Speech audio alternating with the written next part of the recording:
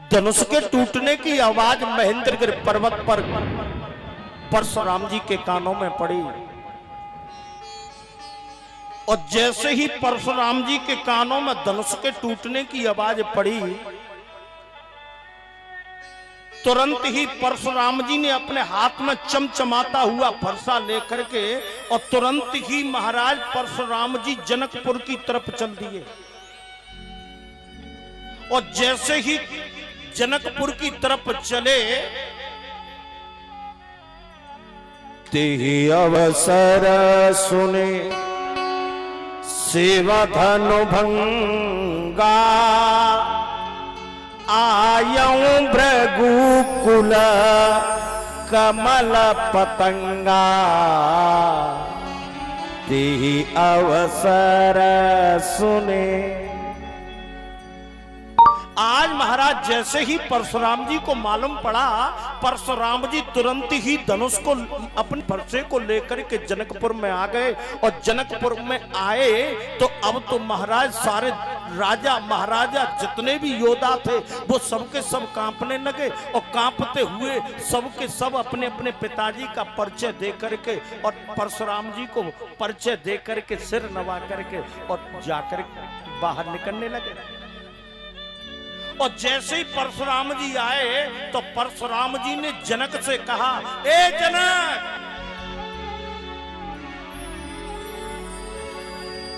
Mood जनक जल्दी बतला, धनवा को किसने तोड़ा है। इस बड़ी सभा में आकर के सीता से नाता जोड़ा है। या तो मुझको जल्दी बतला और नहीं सब चौपट कर डालूंगा। जहां तक बसता है राज तेरा सब उलट पुलट कर डालूंगा। हे मूढ़ जनक, जल्दी से बतला गुरुजी के धनुष को किसने तोड़ा है। और जैसे ही परशुराम जी का क्रोध बढ़ा, तुरंत ही भगवान राम परशुराम जी के पास में आ गए और आकर के कहने लगे, महाराज कहीं हाँ। नाथ संबोधन भंजन हारा, होई है कोई एक दास तुम्हारा। नाथ संबोधन भंजन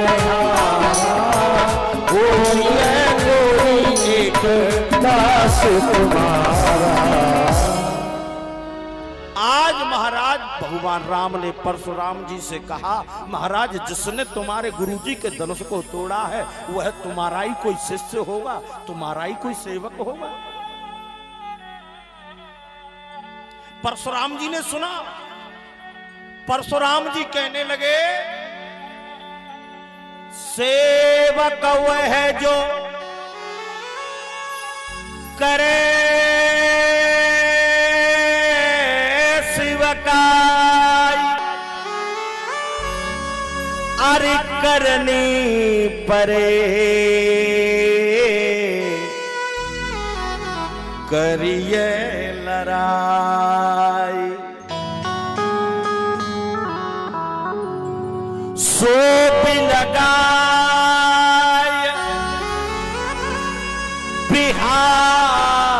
समाजा, न तुम्हारी जइए सब राजा, न तुम्हारी जइए सब राजा। जल्दी से बताओ गुरुजी के धनुष को किसने तोड़ा है। और तुम सेवक की बात करते हो, सेवक तो वह होता है जो सेवा करता है, लेकिन उसने तो गुरुजी के धनुष को तोड़ करके मुझे चुनौती दी है। जल्दी से बताओ गुरुजी के धनुष को किसने तोड़ा है।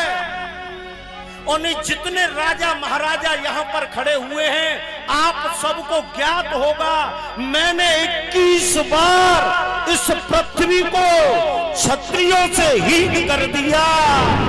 जल्दी बताओ गुरुजी के धनुष को किसने तोड़ा है। बार बार फरसे को उठाने लगे। चमचमाता हुआ फरसा देख करके बड़े बड़े राजा महाराजा योद्धा डरने लगे।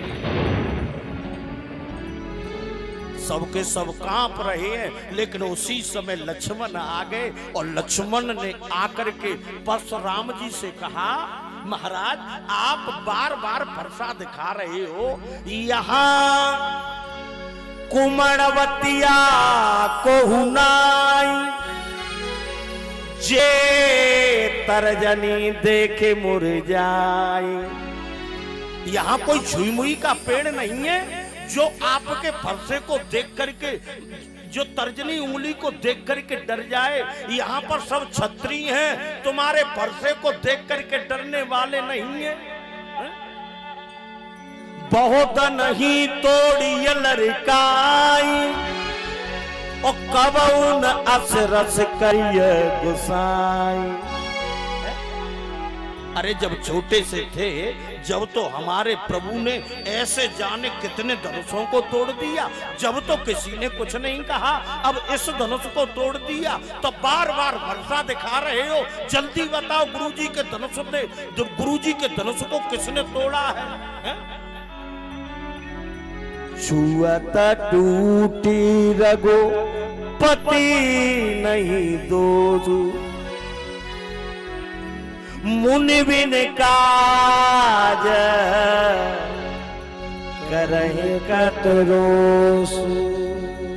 अरे इस धनुष को तोड़ने में तो मेरे प्रभु को कोई दिक्कत, कोई परेशानी भी नहीं आई। छुअत टूट, छूने से ही धनुष टूट गया है? एकदम परशुराम जी का क्रोध बढ़ गया। जैसे ही क्रोध बढ़ा, तुरंत ही लक्ष्मण जी ने एक इंजेक्शन और लगा दिया। क्या लगाया पता है? कि मात पिता उरण भय नीके,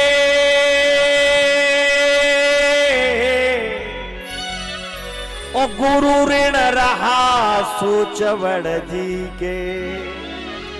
अभी माता पिता के ऋण से तो मुक्त नहीं हुए और गुरुजी के धनुष को तोड़ दिया। तो बार बार फरसा उठा रहे हो। जल्दी बताओ गुरुजी के धनुष को किसने तोड़ा? जल्दी बताओ गुरुजी के धनुष को किसने तोड़ा? एकदम परशुराम जी का क्रोध बढ़ गया और जैसे ही क्रोध बढ़ा तो महाराज, आज महाराज परशुराम जी को क्रोध आया। तुरंत ही परशुराम जी ने लक्ष्मण जी से क्या कहा? मानस के अंदर रे शब्द है, वो गाली है। रे नृप बालक काल बस, और बोलत तो ही न समार, धनु ही धन कपूरार धन, विदित सकल संसार। परशुराम जी कहने लगे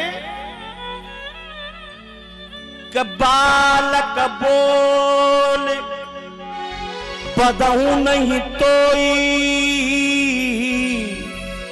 केवल मुनि जड़ जा नहीं मोही।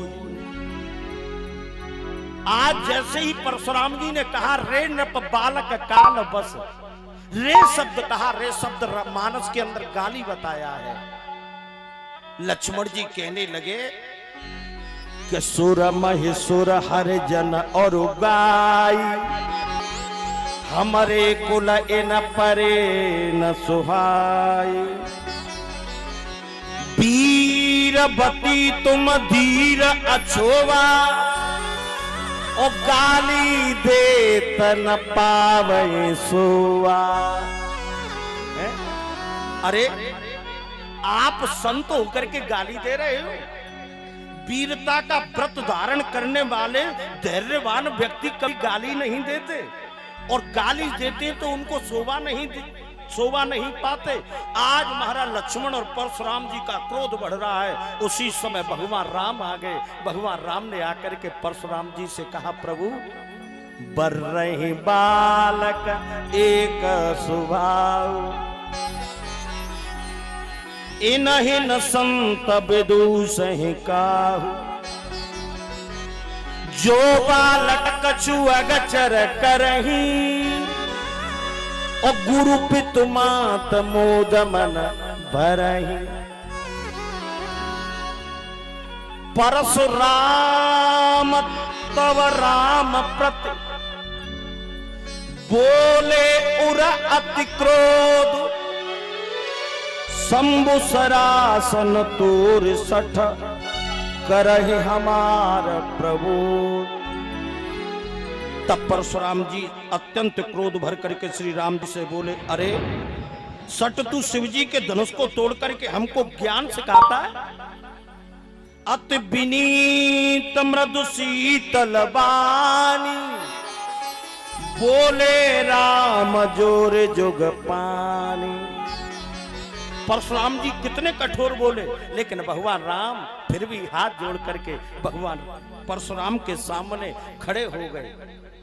बाबा कहते हैं आज परशुराम जी का जो बल था वो घटने लगा, और जैसे ही बल घटने लगा तो भैया परशुराम जी मन में विचार करने लगे कि जब मुझे क्रोध आता था तो मेरा बल बढ़ जाता था। हरेंद्र भैया, ओ हरेंद्र भैया, 11,000 मुंह पर धरे हैं, चिंता मत करो। मुंह मारने में तो काय की कह रहे हैं। कथा कह रहा था लौट करके यहीं आ जाओ। आज भगवान राम जब सामने खड़े हैं, परशुराम जी का बल घटने लगा। परशुराम जी मन में विचार करने लगे, आज मेरा बल क्यों घट रहा है? कहीं सामने खड़ा हुआ व्यक्ति ब्रह्म तो नहीं है?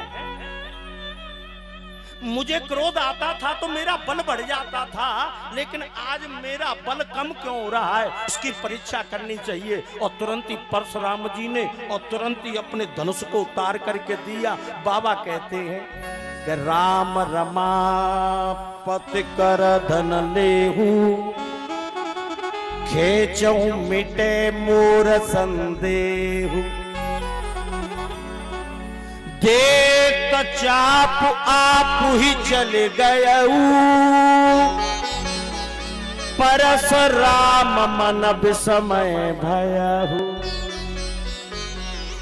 आज परशुराम जी का संशय दूर हो गया। उसके बाद में परशुराम जी ने भगवान राम के लिए सिर झुकाया, भगवान राम ने परशुराम जी के लिए सिर झुकाया, और तुरंत ही परशुराम अपने फरसे को लेकर के और तुरंत ही महेंद्रगिर पर्वत पर लौट करके चले गए। उसके बाद में समय का बहुत बड़ा अभाव है, क्योंकि राम कथा के लिए तो स्पेशल ही 9 दिन चाहिए भैया। राम कथा के लिए तो स्पेशल ही 9 दिन चाहिए, इसलिए कथा को कट तो करना पड़ेगा।